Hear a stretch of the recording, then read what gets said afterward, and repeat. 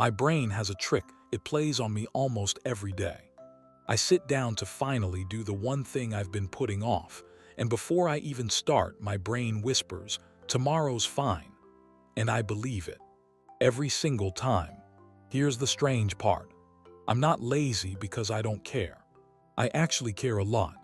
I just have a brain that acts like a tired little kid who wants snacks, naps, and zero responsibility.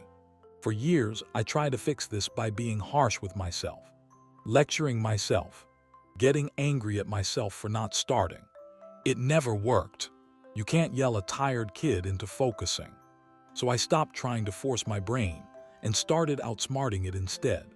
And once I did, getting things done stopped feeling like a fight. Let me show you what that actually looks like. Picture this. You've been avoiding a task for 9 days. Maybe it's an email, maybe it's a workout, maybe it's a project sitting open in a tab you keep ignoring. Every morning you tell yourself, today's the day, and every evening somehow it's still not done.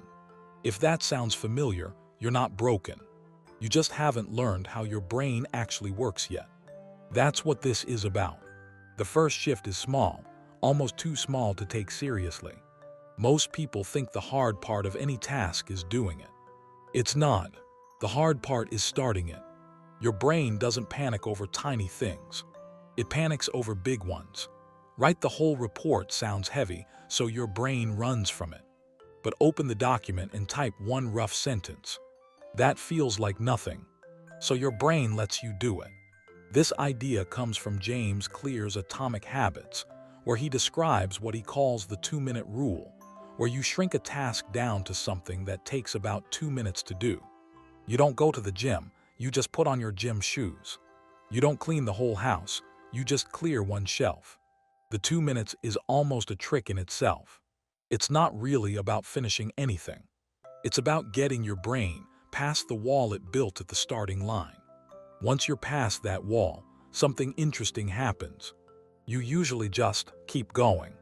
And that keep going feeling isn't an accident. There's a real psychological reason for it. And it's one of the most useful things I've ever learned about how my own mind works. It comes from a discovery made by a psychologist named Zeigarnik. She noticed something strange about waiters.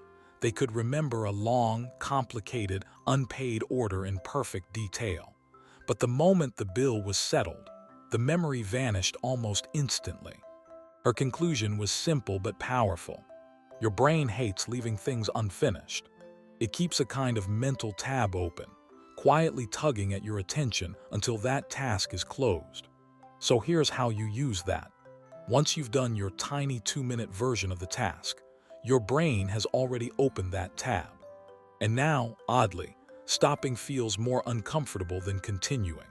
You didn't need willpower to keep going. You just needed to start small enough that your brain opened the tab in the first place.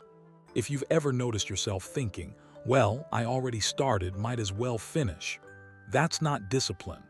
That's just your brain trying to close its own tab. Worth remembering, because it means you don't need more motivation. You need a smaller starting point.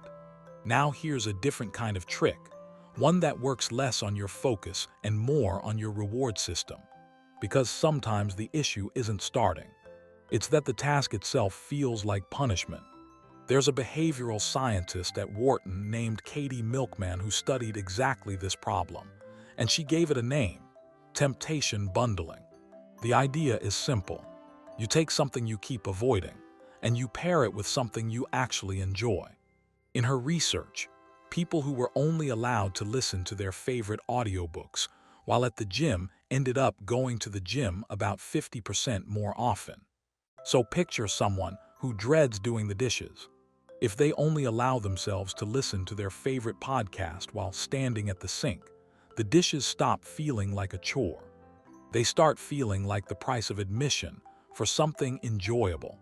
Same task, same person, same amount of effort, but suddenly the brain isn't resisting it anymore because it's no longer filed under thing I hate.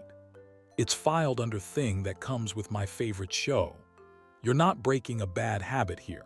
You're just quietly rewiring what the task is connected to in your head.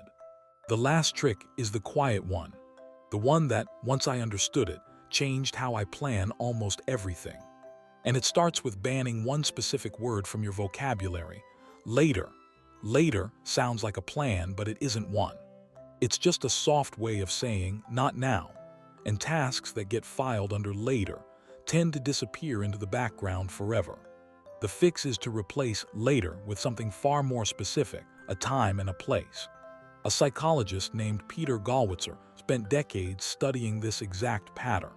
He called the result implementation intentions, but really it's just a simple if this, then that plan. Instead of telling yourself, I'll work out this week, you say something like, at 6 p.m. right after I close my laptop, I walk to the gym. That's it. That's the entire shift. Across many studies, people who made these specific if-then plans followed through about 2 to 3 times more often than people who only had a general goal in mind. Same person, same motivation, same desire to actually do the thing. The only difference is that one version left a decision for later, and the other version made the decision in advance. So there was nothing left to decide in the moment. Your brain might try to talk you out of it. So here's everything you actually walked away with today. Shrink the task until starting feels almost too easy to refuse.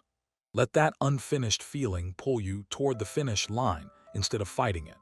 Pair the boring task with something you enjoy, so your brain stops treating it like a punishment. And replace later with an exact time and place, so there's no moment left for your brain to talk you out of it. None of this requires you to become a different person or suddenly develop superhuman discipline. It's not about fixing your brain. It's about understanding it well enough to work with it instead of constantly fighting it. So don't try all 4 of these today. Just pick the one thing you've been avoiding and run a single one of these tricks on it. 1. That's enough to notice a difference. And if your problem isn't really I can't get started, but more like I'm tired and foggy no matter what I do, that's a different issue and it deserves its own answer.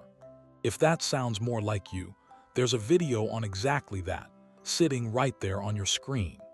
Go ahead and watch it. If this helped even a little, the best way to get more of it is simple.